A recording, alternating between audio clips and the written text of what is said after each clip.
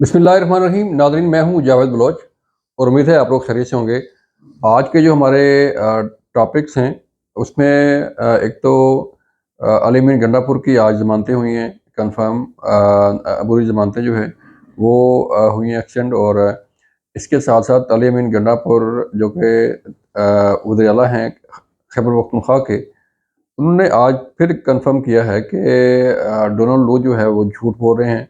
और साजिश थी, अमरीकी साजिश। साइफर केस जो था वो अमरीकी साजिश है, और इमरान खान को जो सज़ा है वो गलत दी गई है। इस पर आज बात करने जा रहे हैं।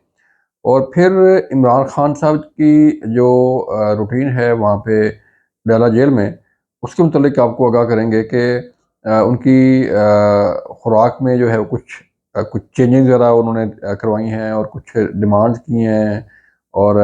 कुछ हिदायत दे रहे हैं अपने लीडरशिप को कि अब स्ट्रेटजी क्या होनी चाहिए। क्योंकि जो डोनाल्ड लू का बयान है कमेटी में, कांग्रेस कमेटी में, उसके बाद अब तहरीक इंसाफ अपनी स्ट्रेटजी मज़ीद जो है उसमें चेंज करने जा रही है, और इंटरनेशनली पाकिस्तान और पाकिस्तानी हुकूमत के ख़िलाफ़ जो है वो चीज़ें मज़ीद तेज़ करने जा रही है। इसके मतलब आपको क्या करेंगे। IMF ने जो है वो डू मोर की शराइत रख दी हैं हुकूमत पाकिस्तान पर, और एक सैलाब जो है वो महंगाई का तूफ़ान जो है वो आने वाला है आइंदा चंद दिनों में, ईद के फौरी बाद। और इसके बाद बिजली, गैस और पेट्रोलियम की कीमतें हैं वो भी बढ़ने के काफ़ी इम्कान है। उस पे जो GST और बाकी जो चीज़ें टैक्स जो हैं वो लगने हैं, तो फिर कीमतें आसमान पर पहुंच जाएंगी। इस पे बात करेंगे। सबसे पहले चलते हैं कि आज इमरान खान साहब से भी कुछ मुलाकातें हुई हैं कुछ लीडर्स की तहरीक इंसाफ के, जिसमें जो इंटरनेशनल बयानिया है पाकिस्तान के अंदर और पाकिस्तान के बाहर, स्पेशली अमेरिका में, उस पर तबादला ख्याल किया गया। और जो गुज़श्ता रोज़ डोनाल्ड लू की ब्रीफिंग थी और पेशी थी, उस पर तहरीक इंसाफ जो है अपनी स्ट्रेटजी चेंज करने जा रही है, और मज़ीद जो लॉबिंग फंड्स हैं वो हायर की जा रही हैं, और उनके ज़रिए पाकिस्तान मुखालफ और पाकिस्तानी हुकूमत मुखालफ जो है वो चीज़ें और खुल के सामने आएंगी, और मज़ीद उसमें जो है इजाफ़ा किया जा रहा है। इस पर तहरीक इंसाफ के बानी चेयरमैन इमरान खान साहब से मुतल्लिक बताया गया है कि उन्होंने गो अहेड दे दिया है अपनी टीम को, और मज़ीद लॉबिंग फर्म जो है वो हायर की जा रही हैं, जिससे लग ये रहा है कि तहरीक इंसाफ एक और तूफ़ान खड़ा करने वाली है आइंदा कुछ अर्से में। और पाकिस्तान और पाकिस्तानी हुकूमत और बाकी जो इदारे हैं उन्हें उनके ख़िलाफ़ एक भरपूर कैंपेन जो है वो तैयार की जा रही है, जिसमें मज़ीद चीज़ें शामिल की जाएंगी, और इसे एक भरपूर तरीके से इंटरनेशनली उसको जो है वो आगे बढ़ाया जाएगा। इस कैंपेन के बारे में बताया गया है कि ये ईद के फौरी बाद इसको शुरू करने का फ़ैसला किया गया है। और मुख्तलिफ जैसे आपने देखा कि पहले इस लॉबिंग फर्म के ज़रिए कांग्रेसमैन के इंटरव्यूज़ हुए, उनसे बातचीत हुई, फिर उनसे ख़त लिखवाया गया, फिर उनसे खतूत लिखवाए गए, और फिर कांग्रेस कमेटी में ये मामला उठवाया गया, और फिर बिलाखिर उस डोनाल्ड डू को कमेटी में तलब करके उसे जो है वो उसका उसका बयान भी रिकॉर्ड हो गया है। तो फर्दर क्या हो सकता है इस कमेटी में, ज़ाहिर बात है इसकी अब जो समाअत हुई है तो ये कमेटी अपनी रिकमेंडेशन भी देगी। ऑल्दो इन रिकमेंडेशन का जो है वो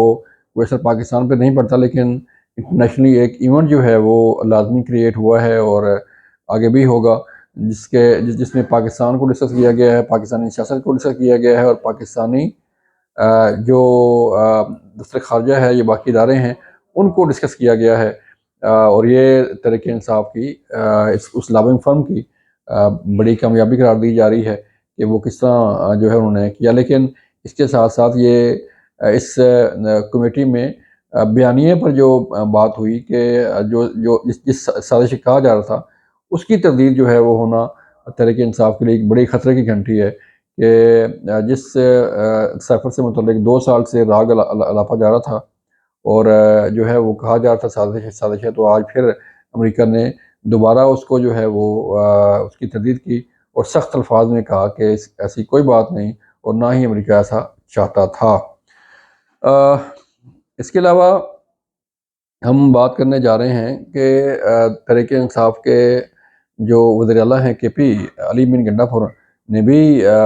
ڈونلڈ لو کی جو بیان ہے اس کو جھوٹ قرار دیا ہے اور یہ کہا ہے کہ ہم اسی بیانیے پہ کھڑے ہیں اور ہم اسی بیانیے پہ جو ہے وہ قائم ہے کہ یہ ایک سازش تھی اور سازش کے ذریعے ہمیں ہٹایا گیا اور ہماری حکومت کو ختم کیا گیا۔ تو اگر اس بیانیے پر تحریک انصاف کھڑی ہے تو پھر سانیہ 9 مئی کا بیانیہ بھی وہیں پہ کھڑا ہے تحریک انصاف کا، جس میں جلاؤ گرا ہوا تھا، جس میں جناح ہاؤس جلایا گیا، جس میں جی ایچ کے پر حملہ کیا گیا، جس میں 200 سے زائد مقامات پر جو ہے جو ملٹری انسٹالیشنز ہیں ان کو نشانہ بنائے گا۔ تو بات تو وہیں جا رکتی ہے کہ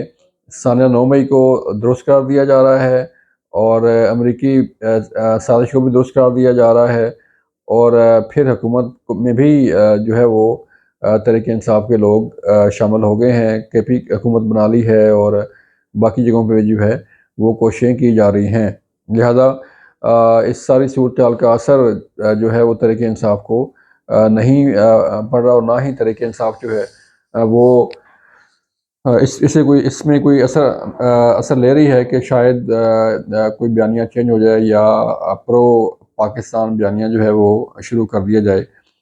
اس کا فیصلہ تو آئندہ آنے والے وقت میں ہوگا کہ جب سانیہ 9 مئی کے مقدمات کے فیصلے سامنے آئیں گے اور پھر پتہ چلے گا کہ کس حد تک جو ہے وہ سختی سامنے آتی ہے اور کس حد تک جو ہے وہ لوگوں کو جو ہے وہ نشانہ بنایا جاتا ہے یا جو اس میں ملوث لوگ ہیں ان کو کیفرے کردار تک پہنچایا جاتا ہے۔ اس کے ساتھ ساتھ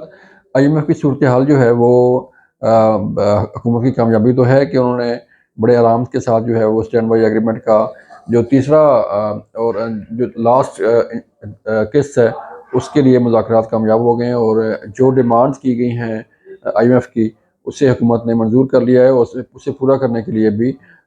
اس کو یقین دہانی کروائی ہے کہ جو چیزیں کہی جا رہی ہیں وہ پوری کی جائیں گی، لائک جی ایس ٹی اور گیس کی قیمتیں، بجلی کی قیمتیں، پیٹرولیم مصنوعات کی قیمتیں، مہنگائی کی صورتحال جو ہے وہ اچھی خاصی بڑھے گی اور جب تک نیا ایگریمنٹ نہیں ہوتا جو کہ حکومت پاکستان چاہ رہی ہے کہ کوئی بڑا ایگریمنٹ جو ہے وہ کیا جائے تو اس وقت تک تو یہ صورتحال رہے گی کہ لوگوں کو جو ہے وہ لوگوں کے پاس روزگار کے مواقع کم ہوں گے، آمدن کم ہوگی اور مہنگائی کی صورتحال جو ہے وہ انتہائی اوپر چلی جائے گی جس میں لوگوں کا جینا دو بھر ہو سکتا ہے۔